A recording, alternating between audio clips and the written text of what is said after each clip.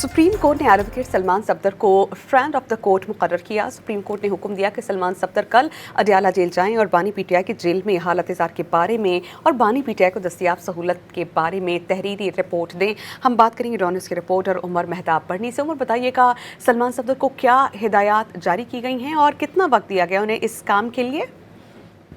जी बिल्कुल, आज chief justice of Pakistan justice Yahya Afridi की सरबराही में 2 रुकनी बेंच ने बानी पीटीआई की तोशाखाना फौजदारी केस में अपीलों पर समाअत की। दौरान समाअत जो है हमने देखा कि वकला की तरफ से जो है ये शिकायत की गई थी कि उन्हें बानी पीटीआई से मिलने नहीं दिया जा रहा और उनकी हालत ज़ार से मुतल्लिक जो है कोई इन्फॉर्मेशन बाहर नहीं आने दी जा रही। तो इस पर आज जो है अदालत ने अटॉर्नी जनरल से रिपोर्ट जो है वो तलब की थी। अटॉर्नी जनरल अदालत में पेश हुए और उन्होंने 5 अगस्त से 18 अगस्त 2023 की रिपोर्ट अदालत में पेश कर दी और मौक़िफ़ इख्तियार किया कि ये रिपोर्ट अटक जेल में कैद के दौरान है।